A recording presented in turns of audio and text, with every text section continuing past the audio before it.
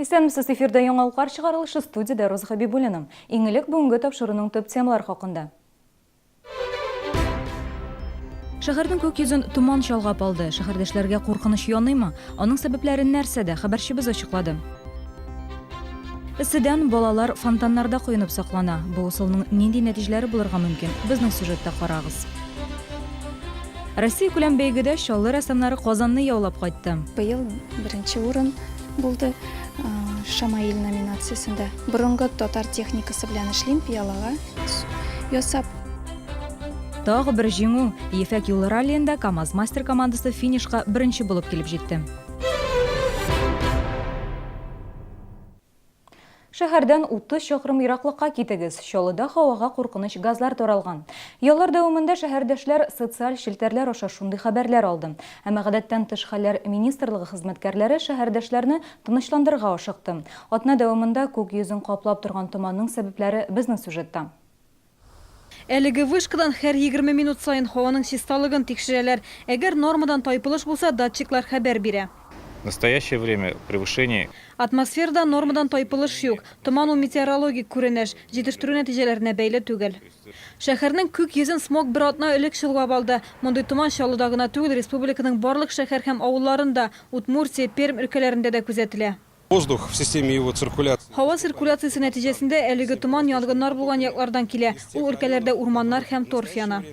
Казанда күк йөзе ачылып килә, якын арада Чаллыда да томан бетәргә тиеш ди белгечләр. Синоптиклар әлеге томан юкка чыксын өчен көчле яңгырлар кирәк ди. Инде бүген урыны белән көчле яшен һәм яңгырлар көтелә. Гүзәл Шихапова, Ксения Антонова, Ленар Султанов, яңалыклар. Балалар эсседән саклануның куркыныч юлын сайлый. Алар шәһәрнең төрле паркларында урнашкан фонтаннарында су сибешеп уйный, су керәләр. 4 ел элек булган аянычлы вакыйга да шәһәрдәшләрне сак булырга өйрәтмәгән. Энтузиастлар бульварында Данил Садыков суда ток суккан малайны коткарам дип үзе вафат булды. Башка фонтаннарда куркынычмы? Безнең иҗат төркеме ачыклады. Лык мәйданында урнашкан фонтан балалар өчен бассейнга әйләнгән. Суның пычрак булуы да алар өчен киртә түгел. Якында гына олылар ял итә, әмма балаларга кисәтү ясарга ашыкмыйлар. Нет, весьма опасно. Мне вот кажется, они там катаются как с горки и могут головой стукнуться. Опасно. Там далеко идти, там надо смотреть, а тут они хорошо, пускай купаются. Гыз бистәсендә универсам тукталышындагы фонтанда халык күп йөри торган урында урнашкан. Бирдә балалар гына түгел, сукбайлар да юынырга ярата. Әмма әти-әниләр моңа зур игътибар бирми. Да мы сейчас 5 секунд, мы недолго. Ничего страшного. Они у меня нормально, не боятся. Фонтандагы суларны Роспотребнадзор идарәсе белгечләре тикшерми, чөнки алар су эчәр эчендә, коену эчендә каралмаган ди. Димәк, балалар тире авырулары ертергә мөмкин. Организмга бактериялар эләгеп тә төрле авырулар килеп чыгарга мөмкин. Гадәттән тыш хәлләр министрлыгы инспекторлары да фонтаннарның бары тик матурлык өчен куелганын искәртә. Фонтаны предназначены для эстетических целей, и купание в них может быть очень опасным. Фонтаннарда вертикаль рәвештә турбалар урнаштырылырга мөмкин. Булар фонтан конструкциясе, су сиптерге җайланмалар. Фонтанның төбе лайлалы яки тайгак булырга мөмкин. Егылган очракта җәрәхәтләнү ихтимал. Кайбер фонтаннар электр тогы нигезендә эшли, димәк, бу ток сугу куркынычы белән яный. Эссе көннәр әле тәмамланмады, шуңа күрә гадәттән тыш хәлләр министрлыгы инспекторлары ата-аналарга һәм балаларга игътибарлырак буларга киңәш итә. Гүзәл Шихапова, Иван Александров, Сергей Вильданов, яңалыклар. 3 көн элек югалган шәһәрдәшебезне коткаручылар су төбеннән тапты. 32 яшьлек Ират шимбә көннән навигатор яхта клубы тирәсендә ял иткән. Бераздан соң дуслары аның юкка чыгуын сизеп алган. Коткаручылар биредә спиртлы эчемлекләр куллану, рөхсәт ителмәгән урында су күрү һәм игътибарсызлык да сәбәпче ди. Газды юк, эчәргә су җитми. Яңа Мусабай авылы халкы шундый борчылу белән безнең редакциягә мөрәҗәгать итте. Халык кырыс шартларда яшәргә мәҗбүр. Район администрациясе аларның гозеренә колак салмый. Ни өчен 21 гасырда авылда яшәүчеләр өйләрен утын белән җылыта һәм суга шишмәгә йөри. Яңа Мусабай авылында безнең хәбәрчеләребез булды. Тукай районы Яңа Мусабай авылында Ганиевлар гаиләсе 6 ел яши. Шушы вакыт эчендә алар өйне мишкә утын ягып җылыта. Газ торбасы бар, әмма аны ялгамыйлар. В 2014 году Мы с мужем ходили 2014 елда без ирем белән районга барып, газ керттерү өчен гариза яздык. Урамны газ тоташтыру планына кертәбез дигән җавап хаты килде. Тик бер нәрсә дә эшләнмәде. Биредә яшәүчеләр әйтүенчә, газ кертү өчен аларга каршылыгы юк. Тик тоташтыру хезмәтләре өчен бик күп акча сорыйлар. Гөлшат Ганиеваның 3 баласы бар һәм 200 мең сумны түләү аның көченнән килми. Мондый гаиләләр авылда берничә. Прошел газ на ту улицу. Күрше урамга газ керде. Минем участоктан да ярты метр озынлыкта 63 диаметрлы газ торбасы үтә. Ә миңа газның басымы җитми диләр. Югыйсә миннән соң 4 өйне тоташтырдылар. Менә бу урамга газ биреп бетерделәр, ә миңа газ басымы җитми. Я прожил здесь 1 год. Мин монда 1 ел яшим. Газ үткәртер өчен бик күп тапкыр мөрәҗәгать иттек. Миңа Казаннан газ булмый, техник мөмкинлекләр юк дип җавап бирделәр. Аннан соң мин белештем, ул торбалар бар. Яңа Мособай авылында бу бердән-бер проблема түгел. Газдан тыш эчә торган су җитми, интернет юк, телевизорлар начар күрсәтә. Берничә ел элек мәктәптә ябылган. Ата-аналарга балаларын шәһәргә йөртергә туры килә. Гаугалы зур җыелышка түрәләр килмәде. Вы знаете что? Пенсионеры. Здесь нет воды.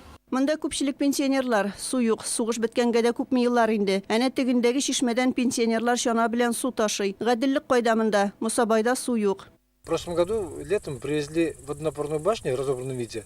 Узган ел сүтелгән хәлдә су куу башнясы алып килделәр. Яңаны куячакбыз, искесен сүтәбез диделәр. Ул монда 2 айлап ятты да килешенмәгән, төземибез дип тагын алып киттеләр. Авылда су юк, кыйыны һәркем үзе казый. Авыл халкы бу хәлдә яшәргә риза түгел. Алар инде Тукай районы администрациясенә дә мөрәҗәгать иткәннәр. Татарстан президентына да хат юллаганнар. Дөрес, әлегә җавап килмәгән. Алар алга таба да бу көрәшне дәвам итәргә уйлый. Хәзер Рөстәм Миңнехановка тагын бер хат язарга булганнар. Без бу вакыйганы күзәтеп барачакбыз. Илсия Валиуллина, Сергей Вильданов, яңалыклар. Күңел радиосы хезмәткәрләре спорт белән дуслашкан. Радио алып баручылар иртәгә башкалабыз Казанга җыена. Анда татар телле радиостанциялар арасында пляж волейболы буенча турнир үткәреләчәк. Ярышлар Казанның пляж волейболы үзәгендә узачак. Быел турнир 3нче тапкыр оештырыла. Иң оста туп сугучы команданы ачыкларга мәйданга Күңел татар радиосы, Болгар, Тәртип ФМ, Татарстан, шулай ук Озан интернет радиосы хезмәткәрләре чыга. Теләгән һәркемдә Күңел радиосы өчен көч биреп торырга бара. Ярышларны тамаша кылу бушлай. Волейбол буенча ярышка 5 кеше бара күңелдән, алар инде 3 егет һәм 2 кыз. Әлбәттә, алар спортсменнар түгел. Тик инде без хәзер шөгыльләнә башладык. Кичләрен җыелышып волейбол сугабыз, әйбәт кулларны инде ныгыта башладык. Өметләнәбез җиңүгә, әлбәттә. Башка елларны җиңмәгән булсак, быелны инде җиңүне чаллыга алып кайтачакбыз дип өметләнеп калабыз. Берәүләр ярышка әзерләнгән арада икенче шәһәрдәшләребез Казаннан зур җиңүләр яулап кайтты.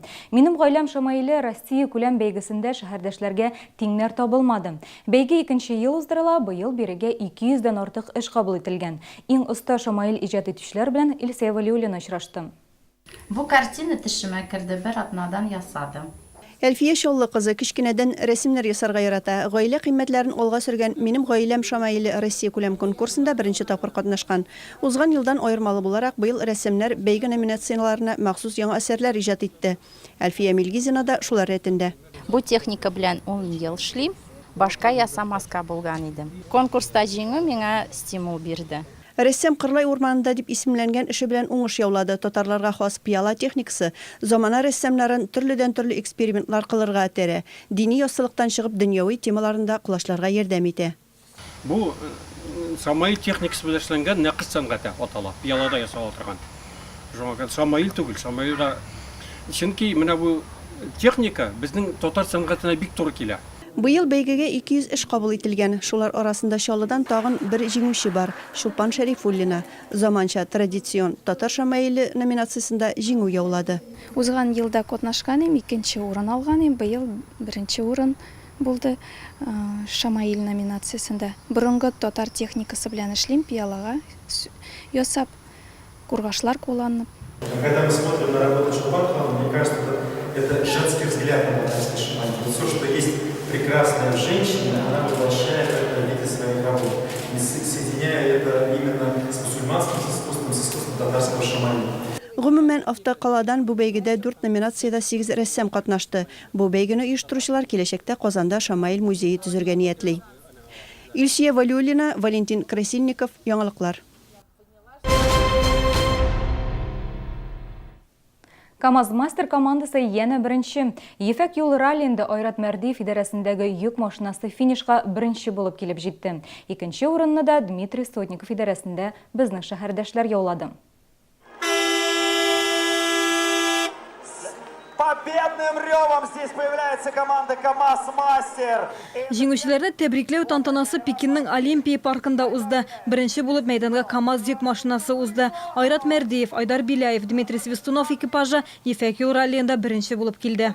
Радость, естественно, после того, как мы потеряли 40 минут с поломкой турбонаддува, уже так были призрачные такие надежды, что сможем показать хороший результат, но за дня в день получалось отыгрывать по чуть-чуть, и вот на финише получилось выиграть, действительно неописуемое ощущение. Ярышлар барышында 3нче урын өчен кызу көрәш барды. Голландия узышчысы Мартин ван ден Бринк яңа капотлы Рено йөк машинасын сынады. Действительно серьезный соперник.